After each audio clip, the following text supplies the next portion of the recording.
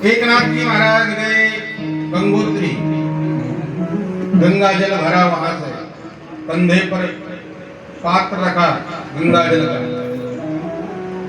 और उस कलश को रख करके पैदल निकले वहां से। पहले वाहन इत्यादि होते नहीं थे, पैदल ही लोग चलते थे, उतने वाहनों की सुविधा नहीं थी। तीर्थ यात्रा भी लोग पैदल ही जाते थे, 300-400 वर्ष पूर्व की बात है।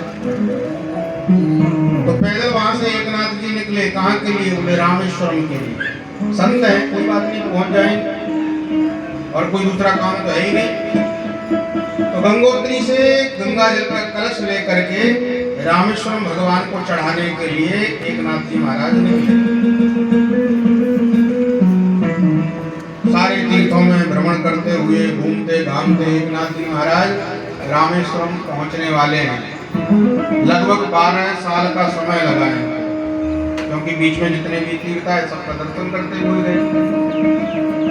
12 साल से गंगा जल को अपने कंधे पर ढो रहे हैं और लेकर के पहुंचे हैं रामेश्वरम। बस रामेश्वरम भगवान का मंदिर सामने दिख रहा है, आने वाला है, मन बड़ा प्रसन्न है।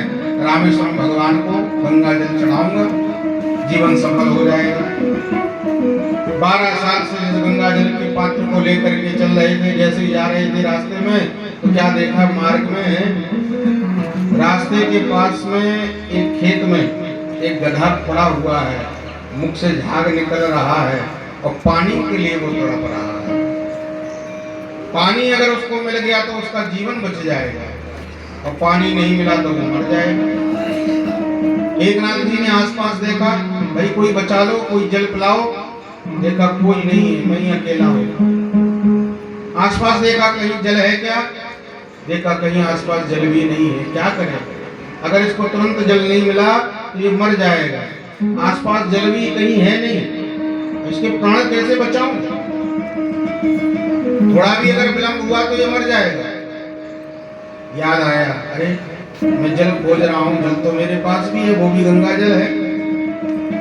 मन में विचार किया, पर मैं ये गंगा जल तो भोलेनाथ के लिए लेके आया हूँ। 12 साल से अपने कंधे पर ढो रहा हूँ कि भोलेनाथ को ये जल चढ़ाऊंगा। और मन में विचार किया, अरे ऐसी कौन सी जगह है जहाँ पर मेरा प्रभु नहीं रहता है, भोलेनाथ नहीं रहते हैं?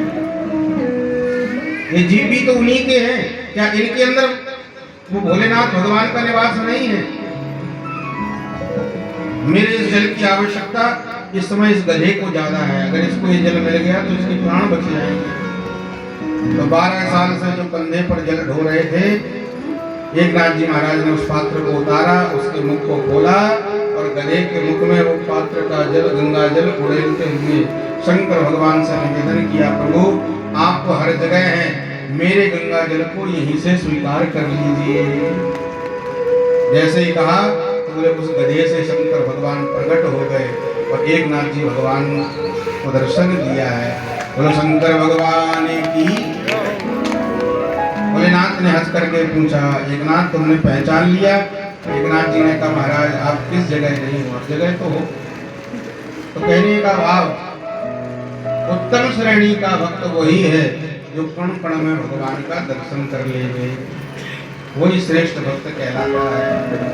तो स्थूले भगवते रूपे मना संधारे किया, स्थूल रूप से भगवान का दर्शन दुनिया में करो। अगर दुनिया में आप भगवान का दर्शन करते हो तो अलग से भजन करने के लिए समय निकालने की जरूरत नहीं पड़ेगी। अपने आप स्वतः ही आपका मन भगवान के भजन में लग जाएगा। है? भैया भगवान का नाम कैसा है? बोले भगवान का नाम तो अमृत के समान है। भगवान का नाम कैसा है? बोले अमृत के समान है। जितना नाम को लोगे जीवन में उतना ही आनंद आएगा। संत जनों ने बड़ा सुंदर भाव कहा है। संत जन कहते हैं, बोलो वृंदावन बिहारी लाल की। अमृत है